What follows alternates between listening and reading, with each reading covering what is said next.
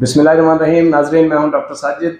आज के व्लॉग में हम बात करेंगे पीटीआई की सेंट्रल लीडरशिप के आपस में इख्तलाफात और ख़ास तौर पे जनूबी पंजाब में वर्कर्स का सूबाई सदर ओन अब्बास बप्पी के खिलाफ शदीद रद्द-ए-अमल और एहतजाज। लेकिन जब भी पार्टी लीडरशिप किसी मुश्किल में होती है तो पार्टी इंतशार और इख्तलाफ का शिकार हो जाती है। कॉमन मैन, आम आदमी, यह समझता है कि बैरूनी अनासर पार्टी को तोड़ फोड़ में लगे हुए हैं, जबकि बीइंग ए पॉलिटिकल वर्कर मेरा एनालिसिस तजिया ये है कि इस इख्तलाफ, इस इंतशार के पीछे पार्टी में मौजूद वो काली भेड़ें होती हैं जिनके गलत फैसलों की वजह से, जिनके पास उस वक्त कमान होती है, जिनके पास उस वक्त पार्टी की लीडरशिप होती है, पार्टी की स्टेक होती है, उनके गलत फैसलों की वजह से जब वर्कर्स का इस्तेहसाल होता है तो फिर पार्टी इंतशार और इख्तलाफ का शिकार हो जाती है। सेंट्रल लेवल पे क्या हो रहा है हम सब देख रहे हैं। इस व्लॉग का वो हिस्सा नहीं है। हम बात करेंगे जनूबी पंजाब पे, क्योंकि मेरा ताल्लुक भी जनूबी पंजाब से है। ज़िला कोटद्दू, ज़िला मुजफ्फरगढ़ के हल्का NA 180 से मेरा ताल्लुक है। इसी हल्का से मैं 2 दफ़ा सूबाई असेंबली का इलेक्शन लड़ चुका हूँ, 2 दफ़ा NA का टिकट अप्लाई कर चुका हूँ PTI के प्लेटफॉर्म से। जब हम वर्कर्स के एहतजाज को एनालाइज करते हैं ओन अब्बास बप्पी के खिलाफ, जनूबी पंजाब के सदर के खिलाफ, तो 2-3 चीज़ें समझ आती हैं। एक तो आप तंजीमी ओहदों को उठा के देख लें, अगर 2013 से लेकर 24 तक, जब से इसको स्टेक मिली है ओन अब्बास को, और टिकटों की तकसीम, टिकटों के अलॉटमेंट को अगर उठा के देख लेते हैं तो 2 बातें समझ आती हैं कि किसी भी ओहदे पे, किसी भी टिकट की तकसीम में कोई भी high profile, highly educated, highly trend और विजिबल कैंडिडेट आपको नज़र नहीं आएगा। उसकी भी आगे 2 वजूहत हैं कि जब भी कोई लो प्रोफाइल शख्स पॉलिटिकली, एडमिनिस्ट्रेटिवली किसी भी लीडरशिप के रोल पे जाता है, उसकी ख्वाहिश होती है कि किसी हाई प्रोफाइल कैंडिडेट को अपनी टीम का मेंबर ना रखा जाए, इस खौफ से कि फ्यूचर में वो उसका कहीं रास्ते में रुकावट ना बने।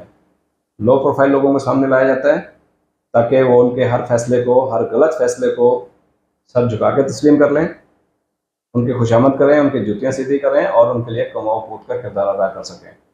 जनूबी पंजाब में भी कुछ ऐसा ही हो रहा है। शाज़ो नादर ही कोई 1-2 कैंडिडेट, 1-2 ओहदेदारान आपको ऐसे नज़र आएंगे जो अपनी काबिलियत की बिना पे अपने अपने ओहदों पर मौजूद हैं, लेकिन उसमें भी इस लीडरशिप का कोई रोल नहीं है। ये उसमें उसकी अपनी कैपेबिलिटी है, उसमें अपनी विजिबिलिटी होगी, उसमें उसकी अपनी डायरेक्ट एक्सेस होगी टू द सेंट्रल लीडरशिप के वो ये पोजीशन, ये टिकट अवेल करने में कामयाब हो गया। जहाँ तक इनका बस चला, इन्होंने कोशिश की है कि लो प्रोफाइल कैंडिडेट्स को ही सिलेक्ट किया जाए, तभी ये एहतजाज बन रहे हैं। हमारा एहतजाज जारी रहेगा, लेकिन बीइंग ए पॉलिटिकल वर्कर मैं आपको अपना तजिया देता चलूँ कि इमरान खान साहब इस वक्त किसी फैसला करने की पोजीशन में नहीं है, ना ही मूड में है। वो कोई फैसला उजलत में, जल्दी में नहीं करेंगे।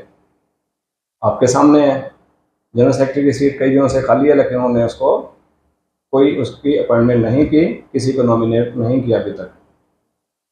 यस, ये भी मुझे यकीन है, क्योंकि वो किसी भी शख्स को, किसी भी पार्टी को, किसी भी एक ग्रुप को ना मोटिवेट करना चाहते हैं, ना डीमोटिवेट करना चाहते हैं, ना वो किसी को प्रमोट करना चाहते हैं, किसी खास ग्रुप को, ना डीमोट करना चाहते हैं।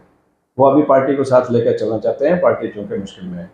यस, ये मुझे पता है, जितना मैं इमरान खान को जानता हूँ, पढ़ चुका हूँ, देख चुके हैं कि जो ही वो खुद फैसले करने की पोजीशन में होंगे, जो ही वो आज़ाद होकर, रिहा होकर आ जाएंगे, तो वो ओन अब्बास जैसी काली भेड़ें, जो कि 9 मई के वाक़े के बाद प्रेस कॉन्फ्रेंस करके पार्टी छोड़ चुके थे, और ये भी मुझसे ना बहुत सारे लोगों को पता है कि वो इस दौरान मुल्तान के कौन से सियासतदान के घर में उन्होंने पनाह ली थी, कौन से सियासतदान की वारंटी गारंटी पे वो ज़ेर ताब नहीं आए, उनके ऊपर मुश्किलात नहीं आई, और वो कौन से इस वक्त के मेन किरदार पॉलिटिशियन के इशारों पे पार्टी को बर्बाद करने में लगे हुए हैं।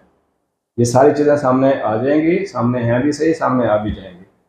तो इस किस्म के लोगों को, इस किस्म की काली भेड़ों को मुझे यकीन है कि इमरान खान जो ही फैसले करने की पोजीशन में होंगे तो पार्टी से निकाल बाहर फेंकेंगे। हमारा एहतजाज जारी रहेगा, लेकिन इस रिक्वेस्ट के साथ, इस व्लॉग के थ्रू मैं आप सारे दोस्तों से रिक्वेस्ट करता हूँ कि इस वक्त हम एहतजाज जारी रखें, लेकिन इख्तलाफ में न पड़ें।